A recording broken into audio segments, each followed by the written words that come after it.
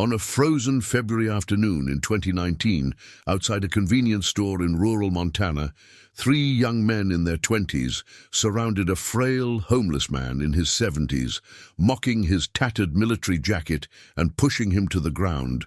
They laughed as he struggled to stand, his weathered hands trembling in the cold.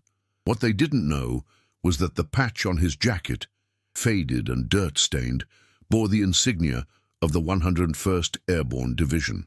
And what they couldn't have imagined was that within 20 minutes, 150 motorcycles would roll into that parking lot, their engines roaring like thunder, led by men who had made a promise decades ago. No brother gets left behind. This is the story of Samuel "Doc" Harrison, a Vietnam War medic who saved 17 lives under enemy fire, and the brotherhood that rode through a blizzard to honor him one last time. If this story moves you, stay with us until the end. You won't want to miss what happens next. The wind cut through the streets of Whitefish, Montana like a blade. February 2019 had been unforgiving. Temperatures dropping to single digits, snow piling against storefronts, and the kind of cold that made your lungs burn with every breath. Outside Miller's Gas and Go, a man sat hunched against the brick wall, his back pressed to the building for whatever warmth it might offer. His name was Samuel Harrison, though no one had called him by name in months. Most people just looked away. He was 73 years old. His face was lined with years of sun and hardship, his beard streaked with grey and white. He wore layers of clothing, a flannel shirt beneath a faded green military jacket, jeans with holes at the knees, boots held together with duct tape. On the jacket's shoulder, barely visible beneath the grime, was a patch, the screaming eagle of the 101st Airborne Division. Samuel's hands shook as he held a paper cup half filled with coins. Not from nervousness, from the cold, and from something else, something that had been with him for 50 years. A woman exited the store, glanced at him, and hurried to her car. A man in a business suit walked past without breaking stride. Samuel didn't call out to them. He'd learned long ago that most people preferred not to see him at all. It was 3:47 p.m. when the black pickup truck pulled into the lot. Three young men climbed out, early 20s, dressed in expensive winter jackets and designer jeans. They moved with the swagger of people who'd never been told no. The driver, a muscular guy with a buzz cut and a smirk, noticed Samuel immediately. "Hey, look at this," he said, loud enough for his friends to hear. "Guess the store's got a new decoration." His friends laughed. They walked toward the entrance, deliberately passing close to Samuel. "Nice jacket, Grandpa," the second one said. "You buy that at the dump." Samuel kept his eyes down. He'd learned that too. Don't engage, don't react. Let them have their moment and move on. But they didn't move on. The third guy, younger than the others, maybe 21, stopped directly in front of Samuel. "I'm talking to you, old man. You deaf?" Samuel slowly raised his head. His eyes were pale blue, clouded slightly with age, but there was something in them, a steadiness, a quiet depth, that didn't match the broken man sitting against the wall. "Just trying to stay warm, son," Samuel said softly. "No trouble." "Son?" The young man's face twisted. "Don't call me son. You're nobody. You're nothing." The driver laughed and pulled out his phone. "Dude, film this. This is going to be hilarious." What happened next happened fast. The young man kicked Samuel's cup. Coins scattered across the icy pavement, ringing as they rolled into the snow. Samuel reached for them instinctively, and the young man shoved him hard. Samuel hit the ground. His head struck the brick wall with a dull thud. The three laughed. The driver filmed. Customers inside the store watched through the window but didn't come out. Samuel lay on the frozen ground, stunned, his vision swimming. Pain radiated through his ribs where he'd landed. For a moment he was somewhere else. A jungle clearing in 1968, the sound of helicopter rotors, the screams of wounded men. "Get up, old man," one of them said. "Show us what a tough guy you are." Samuel's hand pressed against the ground. His fingers found the edge of his jacket and the patch beneath them. He remembered the men who wore jackets like this. The ones who didn't make it home. The ones whose names he still whispered sometimes in the dark. Slowly, painfully, Samuel began to push himself up. And that's when the rumble started. 40 miles north, in the small town of Kalispell, Marcus Reaper Donovan stood in his garage, hands black with engine grease, working on a 1972 Harley shovelhead that had been giving him trouble for weeks. Marcus was 59 years old, broad-shouldered and barrel-chested, with a grey beard that reached mid-chest and arms covered in faded tattoos. Some were military insignias. Some were names of brothers who never came home. One, on his left forearm, was simple, Iron Promise. His phone buzzed on the workbench. He ignored it. It buzzed again, then a third time. With a sigh, Marcus wiped his hands on a rag and picked up the phone. The screen showed a text from Billy Chains Mackenzie, 911, gas station, Whitefish, now. Marcus's jaw tightened. Billy didn't use 911 lightly. He called immediately. Billy answered on the first ring. "Talk to me." "Yeah, it's Doc," Billy said, his voice tight. "Some punks just knocked him down outside Miller's. One of them's filming it like it's a joke.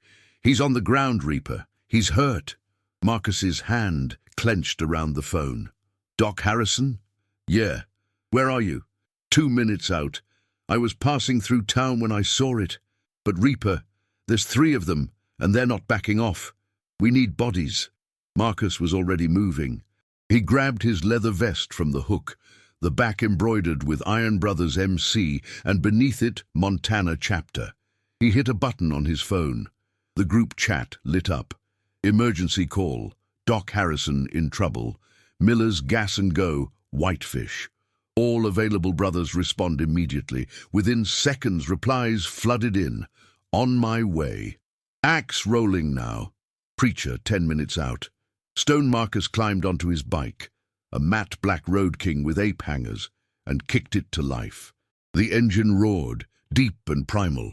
He pulled out of his garage into the fading afternoon light and opened the throttle. Behind him, across Flathead County, motorcycles were starting.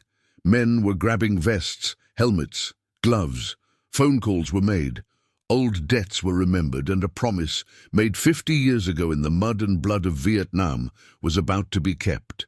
Billy Chains Mackenzie pulled his bike into the gas station lot just as one of the young men kicked snow onto Samuel's back. Billy was 57, lean and wiry, with a shaved head and a scar that ran from his left eyebrow to his jawline, a gift from an IED in Fallujah 2005. He'd served in a different war than Samuel, but the bond was the same. He killed the engine and climbed off slowly, deliberately. His boots crunched on the snow as he walked toward them. "That's enough," Billy said. His voice was calm, flat. The 3 young men turned. The driver, the one with the phone, sized Billy up and grinned. "Who are you?" his boyfriend. "I'm someone telling you to walk away." The muscular one stepped forward. "Or what, old man? You gonna stop us?" Billy didn't respond. He just stood there, hands at his sides, perfectly still. His eyes, dark and unblinking, never left theirs. Something in that gaze made the young man hesitate. Behind Billy, the first motorcycle appeared at the end of the street. Then another. Then 3 more. The rumble grew louder. The driver glanced past Billy, and his smirk faltered. "What the—" More bikes appeared, 10, 20. They rolled into the lot in a tight formation, parking in a semicircle around the building. The riders killed their engines one by one, and the sudden silence was somehow more intimidating than the noise. Marcus dismounted first. He walked to Billy's side without a word. Then came Axe, 6'4", 260 pounds, with hands like sledgehammers. Then Preacher, 61 years old, grey ponytail, a former army chaplain with a purple heart. Then Stone, Ghost, Wrench, Kodiak. More bikes kept arriving. The lot filled with leather and chrome, and men who moved with the quiet confidence of people who'd seen worse than 3 punk kids with an attitude. By the time the last bike rolled in, there were over 150 motorcycles crowding the gas station. The 3 young men stood frozen, their earlier bravado evaporating. Marcus walked past them without looking and knelt beside Samuel, who was still on the ground, breathing hard, one hand pressed to his ribs. "Doc," Marcus said gently, "it's Reaper. You remember me?" Samuel's eyes focused slowly. He looked at Marcus, at the grey beard, the scarred knuckles, the vest, and something shifted in his expression. "Marcus?" His voice was barely a whisper. "Marcus Donovan." "Yeah, Doc, it's me." Tears welled in Samuel's eyes. You got so old." Marcus smiled, his own eyes wet. "So did you, brother." He helped Samuel to his feet, supporting him carefully. Samuel winced but didn't complain. Billy stepped toward the three young men. Behind him, 150 bikers stood in absolute silence. "You think this is funny?" Billy asked quietly. The driver stammered. We were just messing around." "You put your hands on a veteran, a man who saved lives while you weren't even born." Billy's voice was still calm, still flat.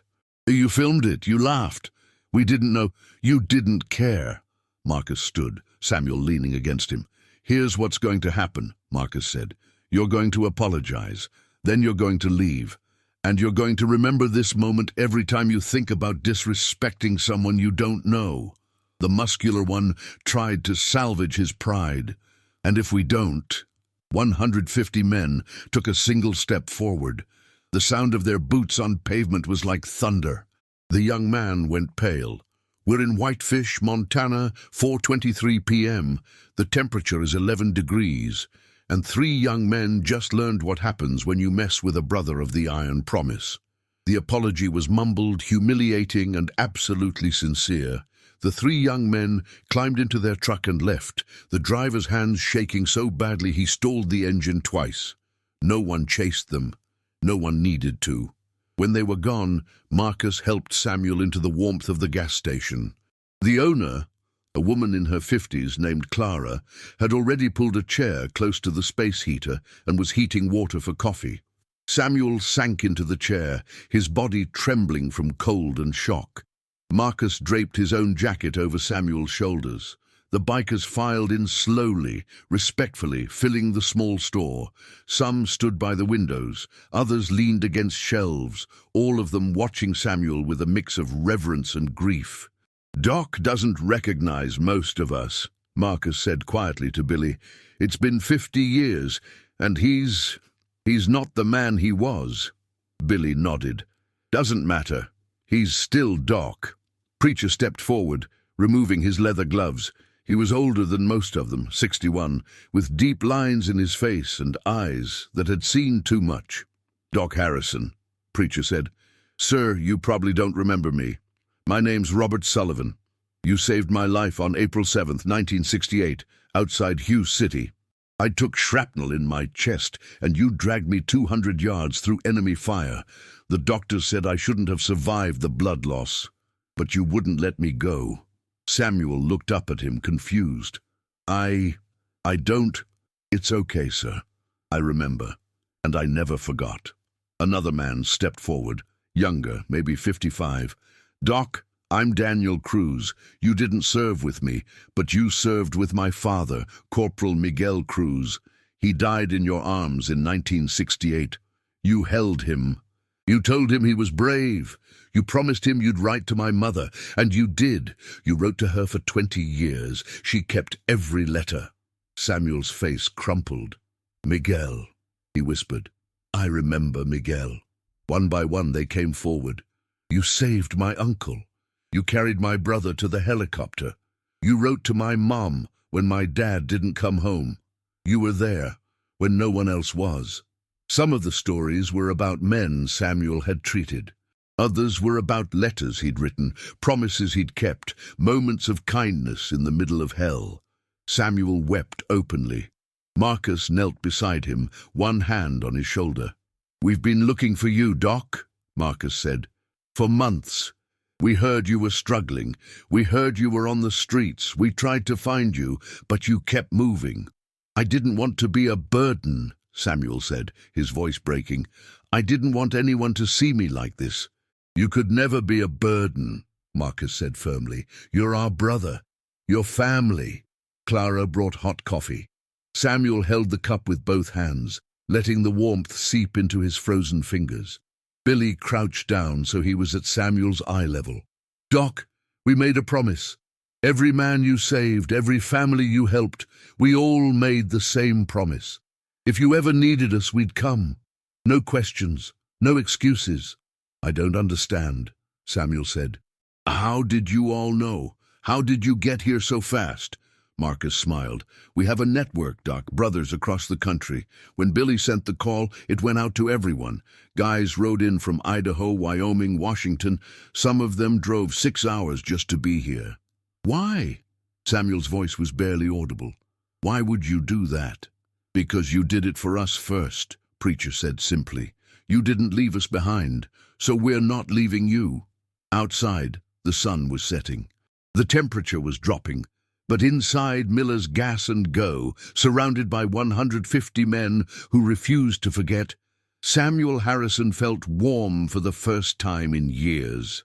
Marcus stood and addressed the room. "We need a plan.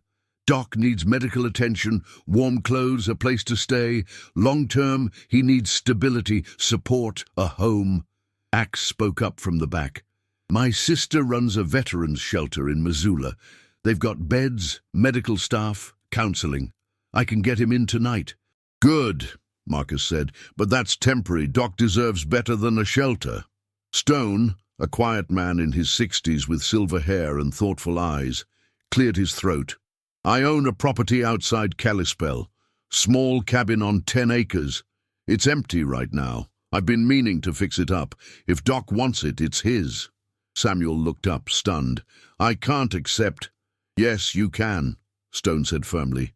"And you will." Billy pulled out his phone. "We'll need to set up a fund. Medical bills, food, utilities. I'll create a donation page tonight and send it to every veteran group in Montana. I'll contact the VA," Preacher added. "Make sure Doc gets every benefit he's entitled to. Pension, health care, housing assistance. If they give us bureaucratic runaround, I'll camp in their office until they process it." Marcus nodded. "What about immediate needs?" Clara spoke up from behind the counter. "I've got spare blankets in the back. And there's a motel 2 miles down the road. The owner's husband was a Marine. I'll call her. I guarantee she'll comp a room for tonight." "I'll cover it anyway," Axe said. "And I'll ride with Doc to make sure he gets there safe." "We'll all ride," Marcus corrected. "Convoy formation, Doc in the middle. No brother rides alone." The room murmured agreement. Samuel sat in the chair, overwhelmed. I don't know what to say." "You don't have to say anything, Doc," Marcus said gently. "You've already given us everything. Now let us give something back." Billy knelt beside him. "Doc, there's something else. We know you've been struggling for a long time. We know it's been hard. And we know you probably think you don't deserve help. But you're wrong. You deserve every good thing, and we're not going anywhere until we make sure you have it." Samuel's hands shook as he raised them to his face. His voice, when it came, was raw. "I saved those men because it was my job. Because it was right. I never expected anything in return." "We know," Preacher said. "That's exactly why you deserve this." Marcus checked his watch. "It's 5:15. Sun's almost down. Let's get Doc to the motel, get him warm food, and let him rest. Tomorrow we start working on the cabin. I want that place livable within 2 weeks." 2 weeks? Stone shook his head. "Give me 10 days. I know contractors who owe me favors." "Then we've got 10 days, Marcus said. He turned to the crowd. "Brothers, sisters, friends, tonight you reminded me why we do this, why we wear these vests, why we ride. Because honor isn't just a word, it's a promise, and promises aren't negotiable." The room erupted in agreement, a chorus of "Amen" and "Damn right," and the sound of fists pounding on leather. Outside, the temperature had dropped to 8 degrees. The sky was darkening. But 150 motorcycles fired up in unison, their engines roaring defiance at the cold. Clara handed Samuel a bag of food. "Sandwiches, chips, fruit, and more coffee. For the road, sweetheart." Samuel took it, tears streaming down his face. "Thank you," he whispered. "Thank you all." Marcus helped him to his feet. "Come on, Doc, let's get you home." They walked out into the cold together, surrounded by brothers. The convoy formed in the parking lot with military precision. Marcus took point on his road king. Samuel rode behind him on Billy's bike, wrapped in 3 jackets and a blanket, his arms holding tight to Billy's waist. Axe and Preacher flanked them on either side. Behind them, 146 motorcycles spread out in tight formation. 2 columns staggered, headlights cutting through the gathering darkness. The motel was only 2 miles away, but they rode slowly, deliberately, as if escorting a king. Cars pulled over to let them pass. People on the sidewalk stopped and stared. Some raised their phones to film. Others simply stood with hands over their hearts. Samuel pressed his face against Billy's back and closed his eyes. The rumble of the engines surrounded him, a deep thrumming that he felt in his chest. It reminded him of the helicopters in Vietnam, the sound of rescue, of hope, of brothers coming to bring you home. He thought about the jungle, about the faces of young men, boys, really, who'd looked at him with terrified eyes while he pressed bandages to their wounds and told them they'd be okay. Some of them believed him. Some of them lived. Some didn't. For 50 years, Samuel had carried those faces, the ones who didn't make it. He'd carried their names, their last words, their final breaths, and he'd carried the guilt, the irrational, crushing guilt that he hadn't saved them all. That's why he'd ended up on the streets. Not because he didn't have skills or options, but because somewhere along the way, he'd stopped believing he deserved anything good. He'd convinced himself that the only honorable thing was to fade away quietly, to disappear like the men who never came home. But now, surrounded by this brotherhood, these men and women who refused to let him vanish, Samuel felt something he hadn't felt in decades. He felt seen. The motel appeared ahead, a small, single-story building with a neon sign that read Pines Rest Inn. The owner, a woman named Margaret, stood outside the office waiting. She was in her 60s, silver-haired, wearing a Marine Corps sweatshirt. The convoy pulled into the lot and parked. Engines died. Silence settled. Marcus helped Samuel off the bike. His legs were shaky, but he stood. Margaret approached and stopped a few feet away. Her eyes were wet. "Samuel Harrison?" she asked. Samuel nodded. "My husband was Tim Fletcher, 3rd Battalion, 5th Marines. He died in 2003 in Iraq." She paused, swallowing hard. "But before that, he spent 35 years telling everyone about the medic who saved him in Vietnam, the one who carried him under fire, the one who wouldn't give up." Samuel's eyes widened. "Tim Fletcher, little Tim from Tennessee." Margaret's face broke into a tearful smile. "He wasn't so little anymore. But yes, and he never forgot you." She handed Samuel a key. "Room 12. It's the best one we have. Clean sheets, warm bed, and I stocked the fridge. You stay as long as you need. No charge. Ever." "I can't." "You can," she said firmly, "and you will. Tim would have wanted it. Hell, Tim would have been here on a bike too if he could." Samuel took the key with trembling hands. "Thank you." Margaret reached out and squeezed his shoulder. "Thank you, Doc." The bikers helped carry Samuel's few belongings into the room. It was simple but clean, a double bed with a thick comforter, a small table, a bathroom with a hot shower. On the table was a basket filled with toiletries, snacks, and a handwritten note. "Welcome home, Doc." Margaret Marcus waited until Samuel was settled in the chair by the window. "We'll be back tomorrow morning, 9 a.m. We're going to take you to the VA office, get your paperwork sorted. Then we're going to start working on the cabin. Sound good?" Samuel nodded, too overwhelmed to speak. Billy crouched down. "Doc, you need anything tonight, anything, you call me. My number's on that paper by the phone. I'm 10 minutes away. I will come. Understood?" "Understood," Samuel whispered.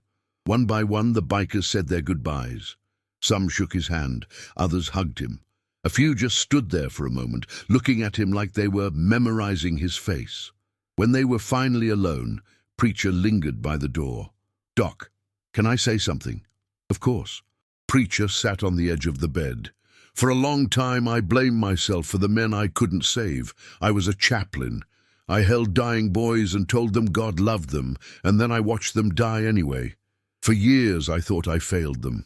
Samuel nodded slowly. He understood. "But then I realized something," Preacher continued. "We don't measure our worth by the ones we couldn't save.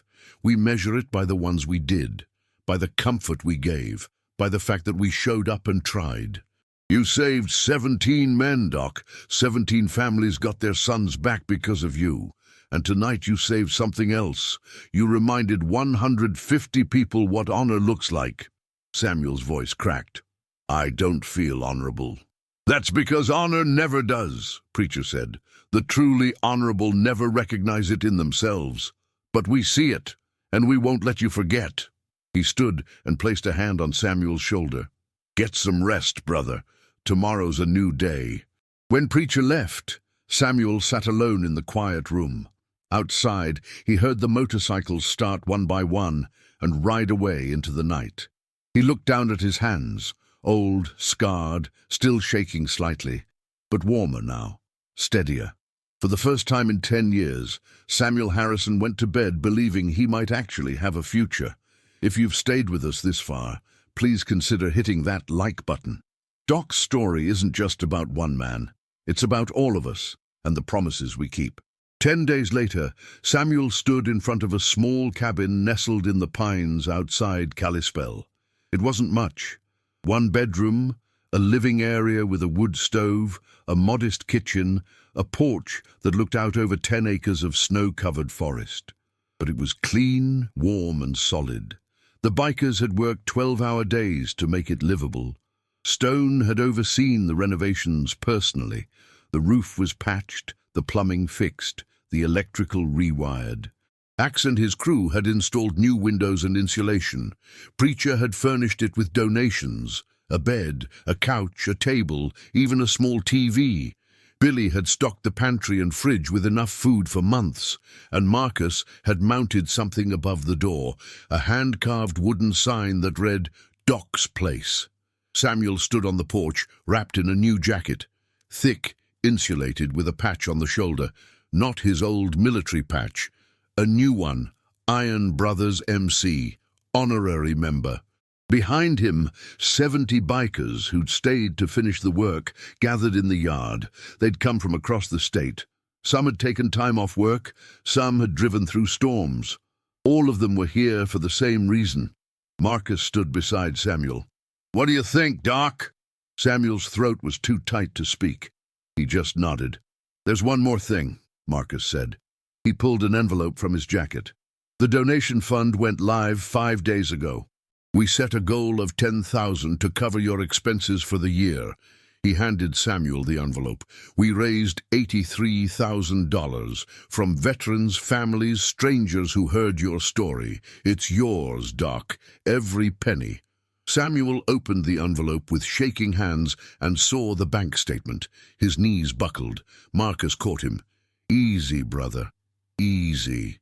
"I don't understand," Samuel whispered. "Why? Why would people do this?" Billy stepped forward. "Because your story matters. Because what you did 50 years ago still echoes. And because we're tired of watching our brothers disappear. You're not disappearing, Doc. Not on our watch." Preacher raised his voice so everyone could hear. "In Vietnam, they called medics Doc, because that's what you were. The Doc who showed up when everyone else was running away. The Doc who didn't quit. The Doc who brought people home." He paused. "Today, we're bringing you home." The crowd erupted in applause. Not polite clapping, but fierce, defiant noise. Fists pounded on leather, boots stomped on ground. Someone started chanting, "Doc, Doc, Doc!" Others joined in. Samuel covered his face with his hands and wept. Marcus wrapped an arm around his shoulders. "You saved us, Doc. All of us in one way or another. Now we save you. That's the iron promise." "What's the iron promise?" Samuel asked, his voice muffled. "It means we're stronger than time. Stronger than distance, stronger than anything that tries to break us." Marcus tapped the patch on his vest. "It means no brother gets left behind, ever. And you, Doc Harrison, are our brother." They stood together on the porch as the sun set over the Montana wilderness, painting the snow in shades of gold and crimson. The bikers stayed until dark, sharing stories, drinking coffee, making sure Samuel had everything he needed. When they finally began to leave, Marcus was among the last to go. He stood at the door, helmet in hand. "We'll check on you every week, Doc, and if you need anything at all—" "I know," Samuel said. "You'll come." Marcus smiled. "Damn right we will." He paused at the threshold. "Doc, you ready for one more ride?" Samuel looked confused. "What do you mean?" "Tomorrow. There's someone I want you to meet. Another brother who needs help. Thought maybe you'd want to come with us. Show him he's not alone." Samuel's eyes widened. "You want me to help?" "If you're ready," Marcus said. "No pressure, but Doc, you understand what these guys are going through better than anyone. Your story gives them hope, and hope is everything." Samuel looked out at the forest, then back at Marcus. Something shifted in his expression, a spark of purpose, of meaning. "I'll be ready," he said quietly. Marcus grinned. 9 a.m. We ride." After everyone left, Samuel stood alone in his cabin. He walked to the window and looked out at the darkness, where the distant rumble of motorcycles faded into silence. For 50 years, he'd carried the weight of the men he couldn't save. But now, standing in this warm home surrounded by brothers who refused to let him fall, Samuel Harrison realized something profound. Maybe the way to honor the ones who didn't make it home wasn't to disappear with them. Maybe it was to live, to help others, to pass on the promise.